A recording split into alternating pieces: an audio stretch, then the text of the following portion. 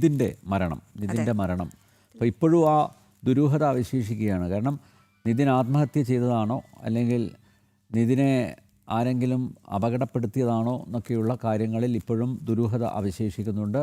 മാത്രമല്ല ഈ കോളേജ് അധികൃതർ കൃത്യമായിട്ടുള്ള വിശദീകരണം നൽകുകയും ചെയ്യുന്നില്ല. ഇന്നലെ വന്ന CCTV ദൃശ്യങ്ങൾ വലിയ തെളിവാണത്. അതെ, അതായത് നിതിൻ മരിക്കുന്നതിന് 25 മിനിറ്റ് മുൻപുള്ള ദൃശ്യങ്ങളാണ്. ആ 25 മിനിറ്റിൽ എന്തോ നിതിന് സംഭവിച്ചിട്ടുണ്ട്. അതാകാം ആ മരണ കാരണമെന്നാണ് നമ്മൾ ഈ ഘട്ടത്തിൽ മനസ്സിലാക്കുന്നത്. എന്തായാലും അതുമായി ബന്ധപ്പെട്ട വിവരങ്ങൾ നൽകാൻ മിഥുനുണ്ട്. കണ്ണൂർ അഞ്ചരക്കണ്ടി ഡെന്റൽ കോളേജ് വിദ്യാർത്ഥി നിതിൻ രാജിൻ്റെ മരണത്തിൽ ദുരൂഹതയേറുന്ന കൂടുതൽ ദൃശ്യങ്ങളാണ് ഇപ്പോൾ പുറത്തു വന്നിരിക്കുന്നത്. കോളേജ് പ്രിൻസിപ്പലിൻ്റെ മുറിയിലെ CCTV ദൃശ്യങ്ങൾ. നിതിൻ്റെ സാന്നിധ്യത്തിൽ പ്രിൻസിപ്പളും 3 അധ്യാപകരും ചേർന്ന് ഫോൺ പരിശോധിക്കുന്ന ദൃശ്യങ്ങളാണ് പുറത്തു വന്നിരിക്കുന്നത്. നിതിൻ മരിക്കുന്നതിന് 25 മിനിറ്റ് മുമ്പ് ഉള്ളതാണ് ഈ ദൃശ്യം. മിഥുൻ പിള്ള ചേരുന്നു. മിഥുൻ, ഞാൻ നേരത്തെ അശ്വതിയോട് പറഞ്ഞതുപോലെ ഇപ്പോഴും ദുരൂഹത അവശേഷിക്കുകയാണ്. അതിലൊരു ക്ലാരിറ്റി വരുത്താൻ, വ്യക്തത വരുത്താൻ ഇപ്പോഴും കോളേജ് അധികൃതർക്ക് സാധിക്കുന്നില്ല. ഈ മരണത്തിലേക്ക് ആത്മഹത്യയാണെങ്കിൽ ഇപ്പോഴും ആത്മഹത്യയാണെന്ന് സ്ഥിരീകരിച്ചിട്ടില്ല. സിറ്റി പോലീസ് കമ്മീഷണർ നേരത്തെ പറഞ്ഞു, നിതിൻ രാജ് പറഞ്ഞു ഇത് ആത്മഹത്യയാണെന്ന് പറഞ്ഞു. പക്ഷേ ബന്ധുക്കൾ ഇപ്പോഴും പറയുകയാണ്. കാരണം തലേ ദിവസവും വളരെ ആഹ്ലാദത്തിലായിരുന്നു നിതിൻ. നാട്ടിലേക്ക് വരുന്ന കാര്യം സുഹൃത്തുക്കളുമായിട്ടൊക്കെ പങ്കുവച്ചു. അപ്പോൾ അങ്ങനെയുള്ള ഒരു കുട്ടി ഒരിക്കലും ആത്മഹത്യ ചെയ്യില്ല എന്നാണ് നിതിൻ്റെ മാതാപിതാക്കൾ പറയുന്നത്. അപ്പോൾ സ്വാഭാവികമായിട്ടും ആത്മഹത്യയാണോ അതോ വല്ല ആരെങ്കിലും അപായപ്പെടുത്തിയതാണോ എന്നത് അവിടെ നിൽക്കട്ടെ. പക്ഷേ ഇപ്പോൾ നോക്കൂ, ഈ CCTV ദൃശ്യങ്ങൾ വ്യക്തമായിട്ടുള്ള തെളിവുകളായിട്ട് മാറുകയല്ലേ?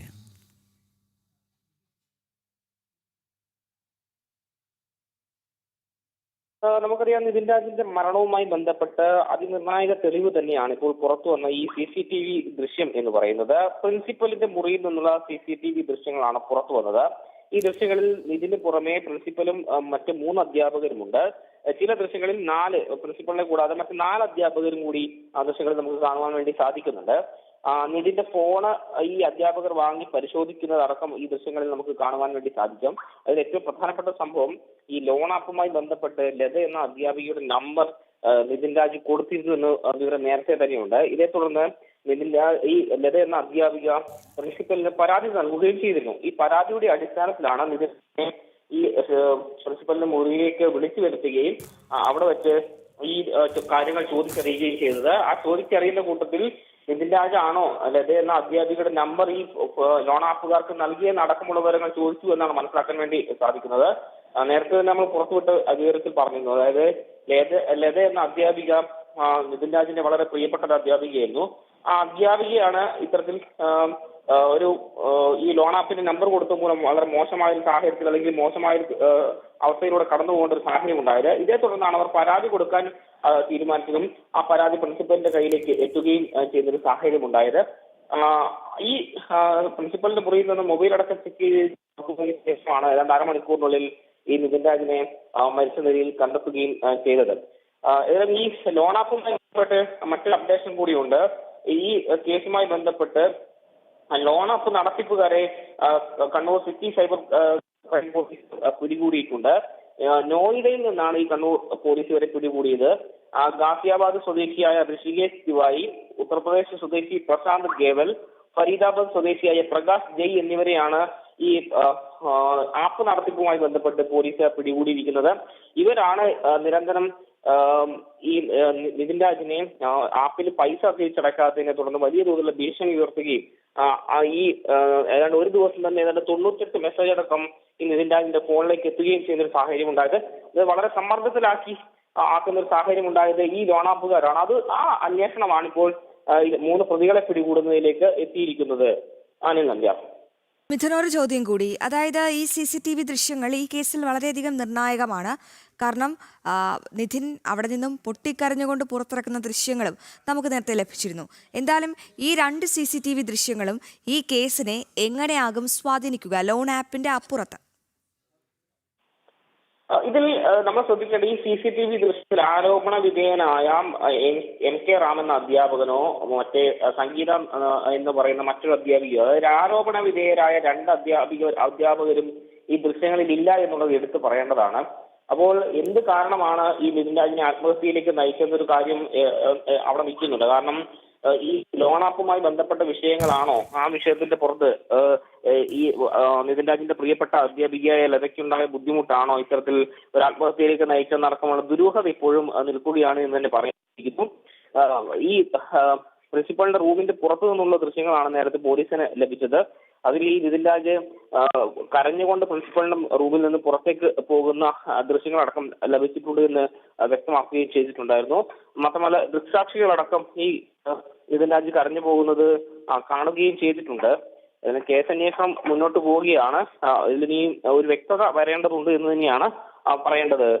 അശ്വതി, തീർച്ചയായും മിഥുൻ, വിവരങ്ങൾ വ്യക്തമാണ്. എന്തായാലും പ്രിൻസിപ്പലിന്റെ മുറിയിലെ CCTV ദൃശ്യങ്ങളാണ്. ലോൺ ആപ്പ് നടത്തിപ്പുകാർ 3 പേരെയാണ് നോയിഡയിൽ നിന്ന് Kannur city cyber crime police പിടികൂടിയത്. ഖാസിയാബാദ് സ്വദേശി ഋഷികേശ് തിവാരി, ഉത്തർപ്രദേശ് സ്വദേശി പ്രശാന്ത് ഖേവൽ, ഫരീദാബാദ് സ്വദേശി പ്രകാശ് ജയ്. പക്ഷേ നോക്കൂ, ലോൺ ആപ്പിൽ നിന്ന് 14,000 രൂപ മാത്രമേ എടുത്തിട്ടുള്ളൂ. അതെന്തിനാണ് എടുത്തതെന്നുള്ളത് അമ്മയുടെ ചികിത്സയ്ക്കായിട്ട് നിതിൻ രാജിൻ്റെ അച്ഛൻ വ്യക്തമാക്കുകയും ചെയ്തിട്ടുണ്ട്. അപ്പോൾ ആ 14,000 രൂപ അതിൻ്റെ തിരിച്ചടവ് അത് എനിക്ക് തോന്നുന്നില്ല നിതിനെ അലട്ടിയിട്ടുണ്ടാവും എന്ന്. 14,000 രൂപ എടുത്ത് 1,000-ന് താഴെ ഉണ്ടാവുള്ളൂ തിരിച്ചടവ്. അല്ല, എന്തിന് ഈ ടീച്ചറുടെ നമ്പർ കൊടുത്തു എന്നുള്ള ചോദ്യം അവശേഷിക്കുന്നുണ്ട്. ഒരു പക്ഷേ മരിക്കുന്നതിന് മുമ്പ് ഈ പ്രിൻസിപ്പളിൻ്റെ മുറിയിൽ നിതിനെ ഒരിക്കൽ കൂടി ഇവർ ചോദ്യം ചെയ്തിട്ടുണ്ടാകാം. അതെ, മാത്രമല്ല അപമാനിച്ചിട്ടുണ്ടാകാം. ഇപ്പോൾ അവിടെ എന്താണ് ആ സംഭാഷണ എന്താണെന്ന് വ്യക്തമല്ല. സംഭാഷണ ശകലങ്ങൾ മാത്രമേ ഉള്ളൂ. അത് എന്താണ് പറയുന്നതെന്ന് ഇതുവരെ തെളിഞ്ഞിട്ടില്ല, വ്യക്തമായിട്ടില്ല. ജാതിവരം നടത്തിയതിനുള്ള തെളിവുകളുണ്ട്, ശക്തമായ ബോഡി ഷേമിംഗ് നടത്തിയതിനുള്ള തെളിവുകളും അത് വിദ്യാർത്ഥികൾ മൊഴി കൊടുത്തിട്ടുണ്ട്. പക്ഷേ ആ മുറിയിൽ വെച്ച് എന്ത് സംഭവിച്ചു? അതായത് ആത്മഹത്യയാണെങ്കിൽ ആത്മഹത്യയിലേക്ക് നയിച്ച അത്രമാത്രം അപമാനം, ആക്ഷേപം ഒരുപക്ഷെ നിതിൻ രാജ് നേരിട്ടിട്ടുണ്ടാകാം. 25 മിനിറ്റിൽ കാരണം ഈ ആത്മഹത്യ എന്നൊക്കെ പറയുന്ന ഒരു ഫ്രാക്ഷൻ ഓഫ് എ സെക്കൻഡാണ്. ആ ഒരു തോട്ടിൻ്റെ പുറത്താണ് നടക്കുന്നത്. അതാണ് ഞാൻ പറഞ്ഞത്. ആ 25 മിനിറ്റിൽ നിതിൻ്റെ മാനസികാവസ്ഥയെ അത്രത്തോളം പിടിച്ചുലയ്ക്കുന്ന എന്തോ ഒന്ന് ആ റൂമിനുള്ളിൽ സംഭവിച്ചിട്ടുണ്ട്. അതെന്താണെന്നാണ് ഇനി അന്വേഷിക്കേണ്ടത്. ലോൺ ആപ്പ് എന്നതിലുപരി ആ ലോൺ ആപ്പ് എന്ന സംഭവം മാറ്റിവെക്കണം എന്നാണ് ഞാൻ പറയുന്നത്. അതിനെതിരെ നടപടി എടുത്തിട്ടുണ്ട്. പക്ഷേ അതിലുപരി ആ കോളേജിലെ എന്തൊക്കെയോ സാഹചര്യങ്ങൾ കൊണ്ട് തന്നെ നിതിൻ ഏറെ നാളായി വലിയ രീതിയിലുള്ള മാനസിക സമ്മർദ്ദത്തിലായിരുന്നു. ലോൺ ആപ്പിലൂടെ വഴിതിരിച്ചു വിടാനുള്ള ഒരു ശ്രമമാണ് കണ്ണൂർ സിറ്റി പോലീസ് നടത്തിയത്. അങ്ങനെ ഒരു ശ്രമം, അതുകൊണ്ടാണല്ലോ സിറ്റി പോലീസ് കമ്മീഷണർ തന്നെ പിന്നെ അനവസരത്തിൽ ലോൺ ആപ്പ് വിവാദത്തെക്കുറിച്ച് പറഞ്ഞത്. അതിനപ്പുറത്തേക്ക് ആത്മഹത്യയാണെങ്കിൽ ആത്മഹത്യയിലേക്ക് നയിച്ചത് എന്താണ് എന്ന് പോലീസ് കണ്ടെത്തേണ്ടിയിരിക്കുന്നു. പക്ഷേ പോലീസ് ഇപ്പോഴും ഞാൻ മനസ്സിലാക്കുന്നത് ഇരുട്ടിൽ തപ്പുകയാണ് എന്നാണ്. അല്ലേ, ദുരൂഹത ഏറിക്കൊണ്ടിരിക്കുകയാണ്. എന്തായാലും നിതിന് നിധി ലഭിച്ചേ പറ്റുള്ളൂ. എത്ര പേരാണ്? സിദ്ധാർത്ഥ്, ശ്രദ്ധ, നിതിൻ, അങ്ങനെ ഒരുപാട് പേരുടെ പട്ടികയിൽ നിതിനെയും നിങ്ങൾ ആക്കരുത്. നിതിനെങ്കിലും നീതി ലഭിക്കണമെന്നാണ് നമ്മുടെ എല്ലാ